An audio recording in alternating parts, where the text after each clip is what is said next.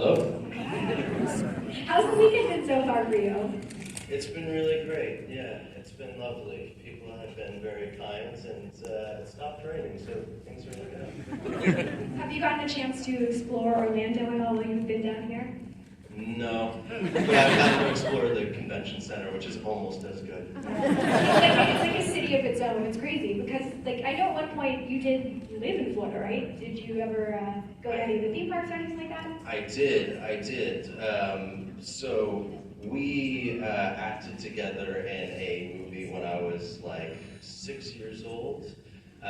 Basically, it was kind of like a student film called The Wishing Stone. So I lived in Boca Raton, Florida at the time. I can't remember where we had to, where was that? It was in Port St. Lucie. Port St. Lucie, that's right. Yeah, so this is a long time reunion for me as well, but it's always nice to go back to Florida. It's a bit of a homecoming in a way. Well, welcome back. Yeah, I haven't seen you in, like I was saying, in like 28 years. I think it was like one of the first films you did, and then it's been so exciting watching your career just bloom and grow, and it couldn't have happened to a better person, so I'm so happy for you. It's amazing. That's very kind of you to say. Yeah, no, I do think that would count as my very first movie. That's so great. So now, out of curiosity, what were some of your fandoms growing up? Were you into Star Wars, Marvel? What were your fandoms?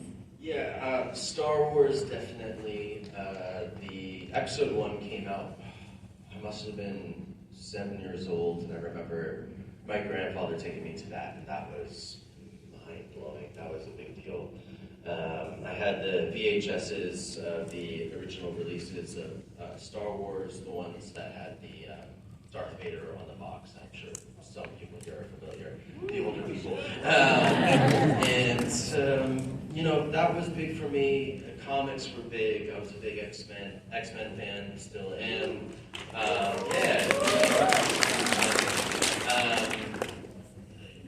I was both the split between Marvel and DC. I think that Marvel had so much color that was always a big thing for me when I was really young. I had those collected books of the anthologies that had, I had one for Spider-Man and all of his Rogues Gallery, and I always loved going through that. I had one for X-Men, and then I had one that was just like a general Marvel Universe book, and I read those things front to back, and you know, knew every character from a very specific time period, which was the early 2000s. So I'm a little bit less up to date now, but I actually think the biggest fandom for me when I was a kid would have been The Matrix. I was a massive fan of The Matrix, and that's what we would play on the playground more than anything else. The Chosen One. I know So are you taking the red pill or the blue pill? That's a loaded question these days. Let's stay away from the pills. Yeah. So it must be very surreal for you to grow up and now get to be a Jedi. But what is this like for you? How do you even process a moment like this? I mean, it's an honor. You know, anything that has a history and a following, it's always it's a big deal. And all you really want to do is respect it, and then also try to find something new to bring as well. You know, I think that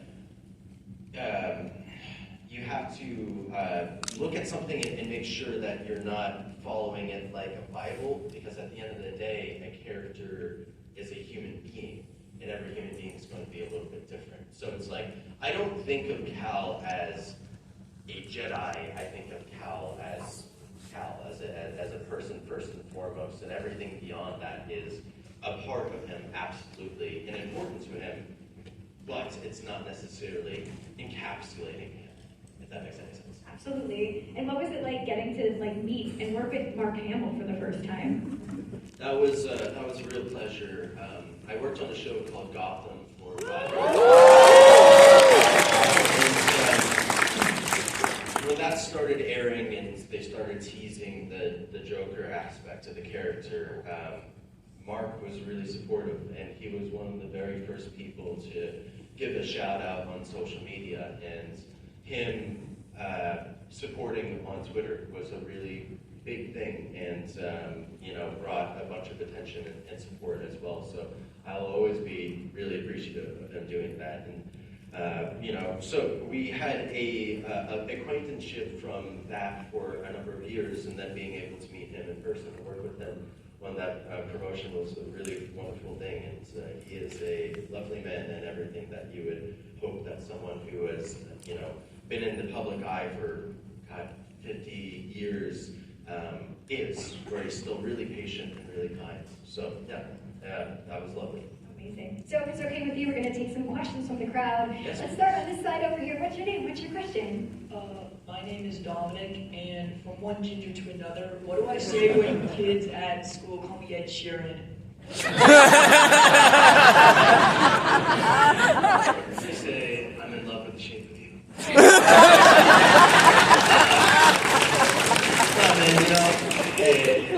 It might be uncool now, maybe, but I promise you, if some years go by, and you're going to really appreciate it, because it makes you, who you are.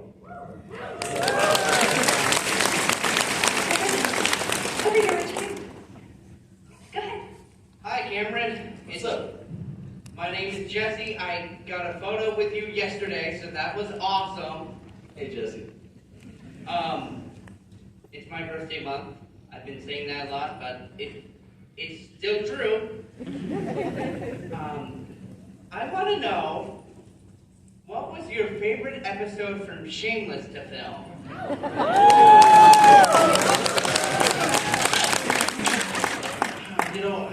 I don't know if I have one specific favorite episode, really.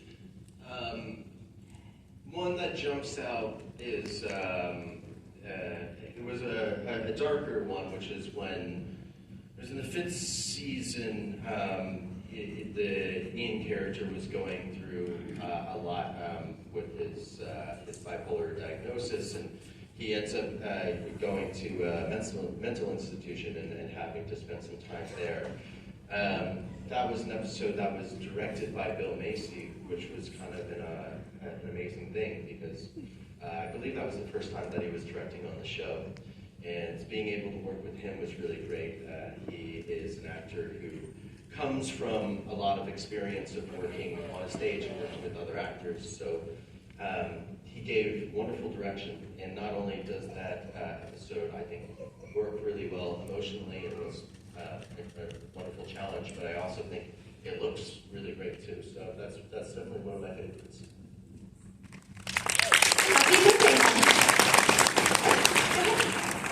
Hello, my name is William. I know you have a long history with small screen projects, and now recently with the Jedi Survivor, the Fallen Order series.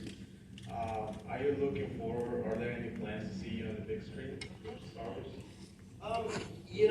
It's interesting. I wouldn't be able to say if there was. That being said, when you say something like the small screen, it's kind of interesting because there's not a real delineator between film, television, streaming, and all sorts of media are kind of in a weird place right now. You have amazing filmmakers like Martin Scorsese who are making films for Netflix. And I don't know what necessarily even classifies as one or the other anymore, and I think that that's kind of amazing. And we're in a moment right now where games are telling stories that are, in their own way, really unique or complex. We have series like The Last of Us or Red Dead, which are phenomenal. And I think that there are adaptations for the screen that are fantastic. And in many ways, I also still kind of prefer the game story in some respects. I think what they're doing on the television shows are wonderful. They're just their own thing. And, I think that one form of media never invalidates another. They're all kind of amazing in their own meaning. So that being said, who knows? Maybe at some points. Can I rephrase my Sure. Yeah. What I meant to say was, would you, since you're in the video game, would you like to see a live action version of your character? I think that if it made sense and it was adding something to the story that we were trying to tell, then absolutely. But I'm not here to just kind of show up just to show up. I want to be able to do something special with it. So if we were to do it, then I hope it would be up to the standard that we are trying to set with the games as well. Thank you.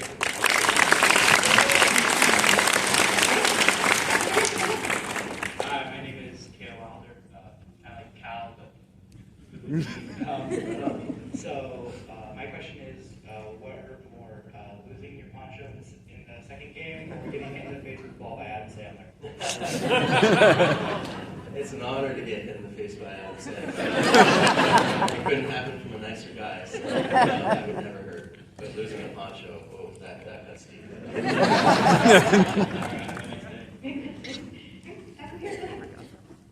Hey, my name's Matthew. First, I just want to say you're personally my favorite Jedi, so I just want to get that out there. And then second of all, do you think we'll see the poncho in Star Wars Jedi 3? I think that there is a substantial poncho budget. If there was a third one being made, then I hope that they would take enough time to really develop the future and evolution of what the poncho might be. Character arc. Yes, of course. A character arc, a backstory, and maybe a love interest as well. Thank you. Hey, Cameron. Name's Nick. Hi. I was wondering what your favorite moment or line from the game series is. Oh, I don't know. The moments are, that's interesting. I think that I'm a big fan of the entire opening sequence of the first game. I think it really sets the tone and stakes for the character.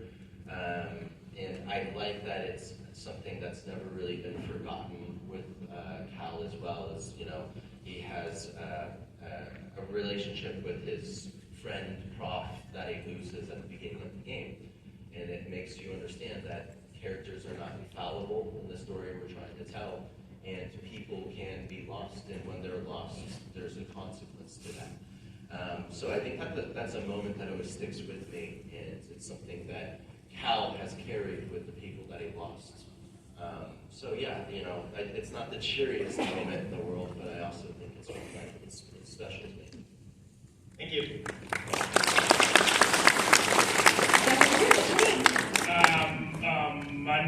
My name is Abdul, and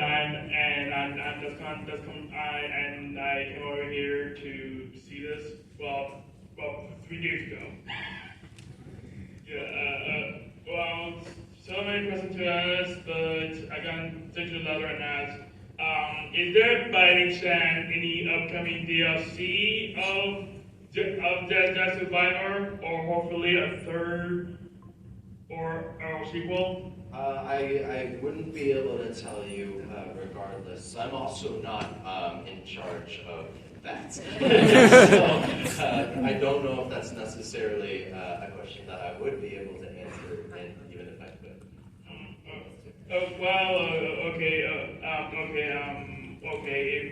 Since you didn't answer for time, can ask the other one I wanted to ask. In all the larger styles and stances and Survivor, which one would you say is your favorite one to do? Well, I wouldn't say that I necessarily do it, because we have a wonderful and very capable stunt team as well. And we have a lot of different performers who play Cal who do different things.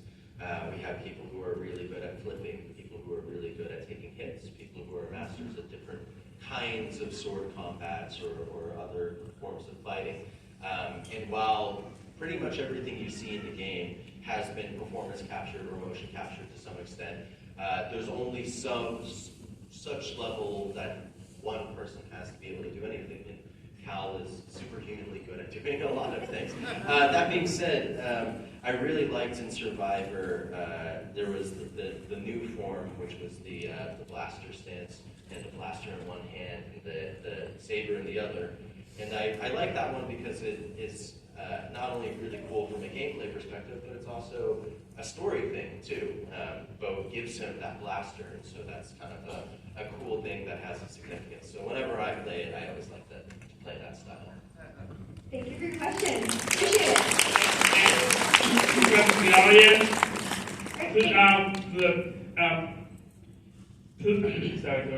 please, all camera lookalikes, please stand up.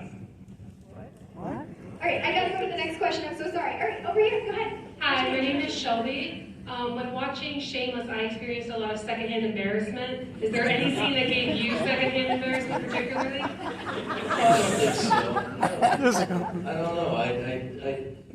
I'm not sure I fully believe in embarrassment. To be fair, I think that it's good to learn from mistakes, but I don't think embarrassment is a very useful thing to have in your life.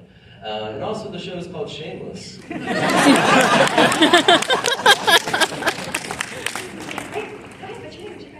Hi, my name is Kayla. Okay, first of all, Shameless is my comfort show, which everyone thinks is a little weird, but whatever. Anyway, so my question is, I know you didn't get to really explore Orlando this time, but since we have Star Wars Land and as well as the Tron ride at Magic Kingdom, have you gotten to experience either of those things? And if not, you really, really need to. Yeah, no, I haven't been to Galaxy's Edge in Orlando yet. So I've been a few times in Los Angeles, and it's always a pleasure to go over there. It's really amazing. And man, I still haven't gone on the Tron ride. You're going to be in the movie. Yeah, that's what I hear. I hear it's You're gonna be the movie. Yeah, that's what I hear. Yeah. Hello, Cameron. My name is Ben. We have met before in Ocala a few months back, so that's interesting. Good to see you, Ben. Yeah, thank you.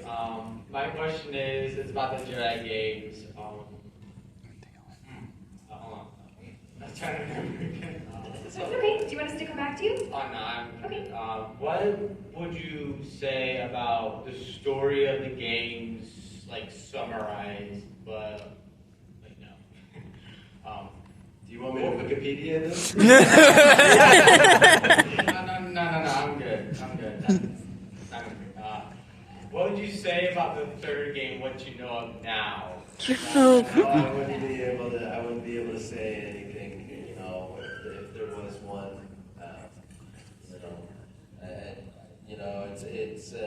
It's something that video games take a very long time to make. So if they were to make one, it would be a while before I or anybody else really gets to know about it. Thank you. Go ahead. Very political. Hi Cameron, I'm Caleb, and I'm a big fan of the Jedi games. Just a quick question, what's your favorite poncho from both games? I'm a big fan of that pink poncho. Okay, I love pink. Back over here. Go ahead. What's your name? My name is Marcus. I love it. Nice to meet you. Two questions. One, what did you pull from not just Mark Hamill, but for the Joker role in Gotham? I don't know if I would say that I necessarily pulled anything, at least not from a conscious level. I grew up watching a lot of different actors performing as the Joker. When I was younger, it was very much the Jack Nicholson Joker, as well as Mark Hamill's Joker. Very different. And then when Heath performed the character, that was something that I remember being so blown away by in the theater. I went and immediately saw it again. That being said, what makes those performances interesting is that they're all a encapsulation of what that actor wanted to do with the character, what made them unique, what their perspective was. And it also has to make sense for the tone of the story itself. And Gotham was a show that had a very specific tone. And I think that if you were trying to take another performer's performance and put it in that tone, it would be no, not synchronies with it. So you need to kind of craft something specifically. So that being said, I love the sense of humor and the energy that Mark Hamill brought to that character.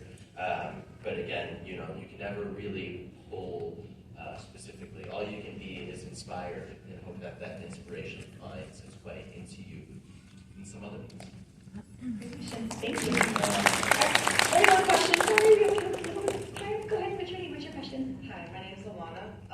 First, on a personal note, I wanted to thank you for how you portrayed Ian in Shameless. It really did a lot for the LGBT community and normalizing it. So just thank you for that. And on that note, I wanted to know what maybe one of your favorite moments between Ian and Mickey was to film or. Yeah, it's funny because it's hard to think of this stuff as moments.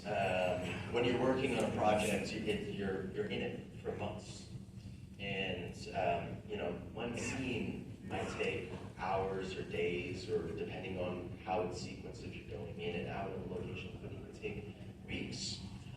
So you don't necessarily you think of those moments as experiences in your life. That being said, Noel was always a joy to work with.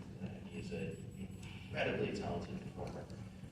He's surprising, and he gives you so much to react to. And I don't know. I remember that any time that he was on set, we always wanted to see more of him, as I think most audiences did. So, yeah, I don't know if that's one specific thing, but it was a joy. Thank you. One or two more questions. Go ahead, what's your name? My name is Beckett. Me and you met like Good to see you again, 15 Beckett. minutes ago. So I've been doing karate for 10 years, and let's go. In that time frame, I've done a little bit of sword fighting. So, or like not sword fighting, but like forms that would like be good for sword fighting. And I've noticed in some styles of in the game Jedi Survivor, incorporate some of the things I use.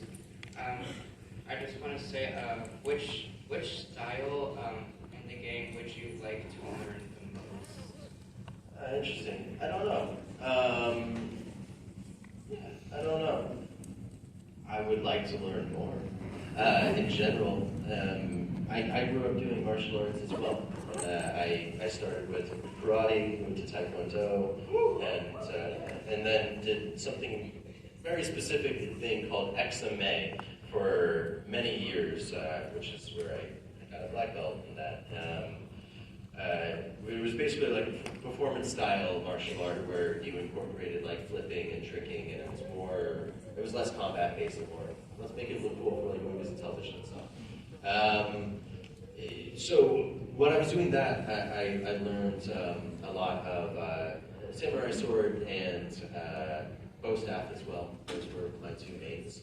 And yeah, I mean, it's always cool to learn new flourishes, new taunts, new techniques, new.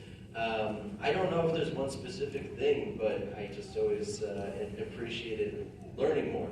And so when you have really amazing people who are so good at doing that on games, I'm always impressed, and I'm always trying to bring them over here and just show them what you do. Yeah, I don't know. I would like to learn more, whatever it might be. All right, this has to be our final question. Go ahead. What's your name? What's your question? Hi, I'm Riley. Hi.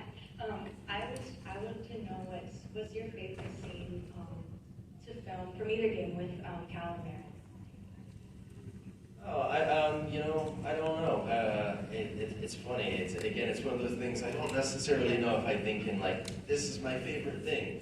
A lot of times the moments that I think are really great are the ones that we had a little bit of difficulty finding. The Marion character was one that was really important for us to protect.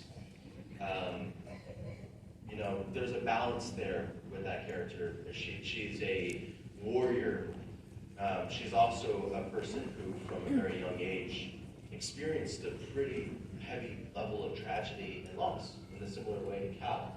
I think there's a part of her that is young that never really got the chance to be young.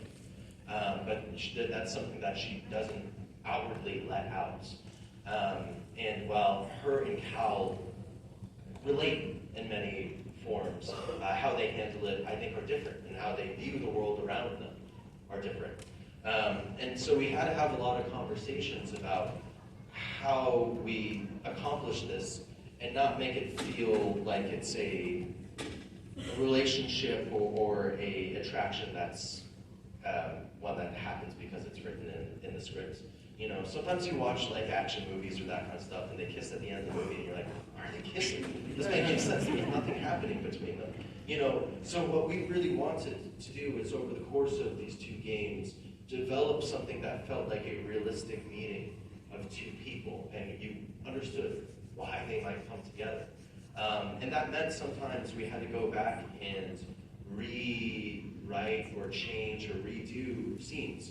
There was one scene in the first game where she decides to go with them that I remember that we reshot, I think, 3 times, and we would talk with Tina about it, Tina Iflef, who plays the character, and you know, try to hear her perspective, and also try to work with the writers to do something that made sense for the story and for the characters as well.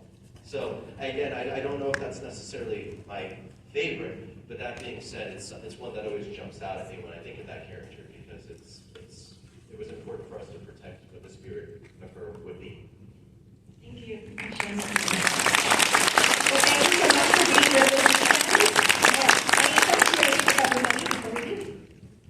Thanks for coming.